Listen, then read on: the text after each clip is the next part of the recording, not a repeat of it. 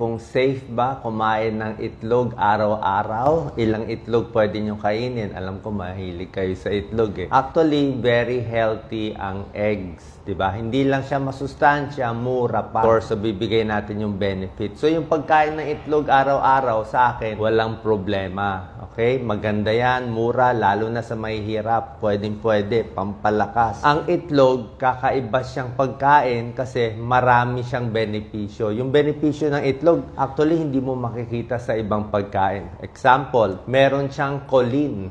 Ang choline para to sa utak eh. Bihira lang yung may pagkain may choline. 70 calories isang malaking itlog. So, kailangan yung choline para tumalino, mag-develop yung utak. Number 2, ang itlog, meron siyang vitamin A at meron siyang lutein. Vitamin A and lutein, pampalinaw ng mata. So, kailangan natin to, yung mga lalabo ang mata. Ang pinakamaganda pa sa itlog, mataas ang protina niya. Marami siyang protina, marami siyang albumin, lalo na yung egg white. Yung egg white, maraming protina. 60% ng protina ng itlog nasa egg white. So, protina, albumin, pampalakas yan. Napakaganda yan, egg white, di ba? Magandang almusal. Ang itlog, pwede rin pampapayat. Bakit pampapayat ang itlog? Kasi pag kumain ka ng itlog, nakakabusog. Di ba? Full. Number 2, protein. May pagka-high protein diet, di ba? Siyempre, high protein. Karne talaga ang high protein. Pero ang itlog, medyo high protein na rin siya. Di ba? Pwedeng high protein diet na siya. At pinapalakas niya, pinapabilis niya ang metabolic activity. So, nagbibigay siya ng energy, bibilis metabolic activity, mas busog ka. Kaya pag itlog kakainin mo, pwede kang pumayat. With, babawasan mo rin kinakain mo. Bali, yun ang pampabusog mo.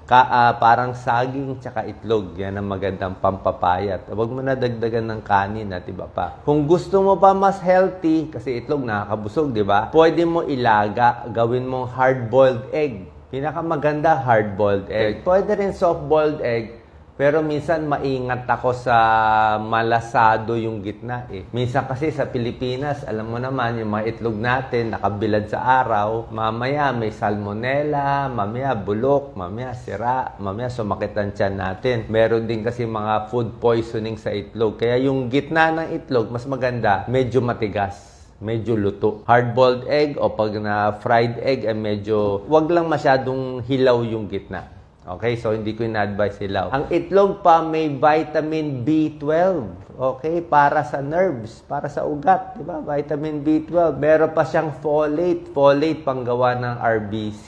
May folate pa, may vitamin. Meron pa siyang antioxidant. Marami siyang antioxidant. At maganda sa itlog, meron pang vitamin D. As in dog, bihira yung may vitamin D. Pampalakas ng buto. So, ang dami niyang benefit. Bakit ba sinisiraan ng itlog? Actually, mga lumang panahon to, 1970s and 80s. Meron lang kasi yung, syempre, ang issue lang nila, yung gitna ng itlog. Yung egg yolk. Kasi yung egg yolk nga, merong saturated fat. Malasa eh. Medyo mataba-taba yun, di ba? At yung egg yolk mismo, may 213 milligrams of cholesterol. Ang recommended ng American Heart Association, bawat araw, 300 milligrams of cholesterol lang. So, pag 213 ka na isang itlog, so pag 2 eggs in a day, medyo lalampas ka na sa recommended. Pero, ang paglilinaw lang, yung pag-aaral ng pagkain ng maraming itlog at nakakataas ng cholesterol, merong konting pag-aaral yon. Pero mula sa pagkain ng maraming itlog,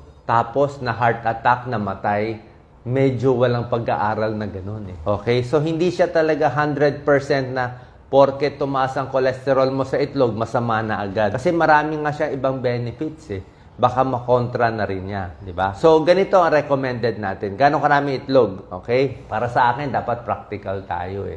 Di ba? Dapat practical. Kung mayaman kayo, maraming pera, o sige, pwedeng 1 egg in a day na lang, o 1 egg in a day, tapos haluan mo ng mga healthy na pagkain na gusto mo. Mga salmon, mga kale, yan ang mga super healthy, mga blueberry, lahat naman. Hindi natin maabot yung presyo niyan, di ba? Hindi pa available sa atin. Pero kung mahirap, tingin ko, kahit 2 eggs in a day, pwede na. Kung wala kayong sakit sa puso, walang heart attack, walang stroke, 2 itlog araw-araw, sa tingin ko walang kaso, okay lang yun. Monitor na lang yung cholesterol, pero mahirap kailangan natin kumain di ba?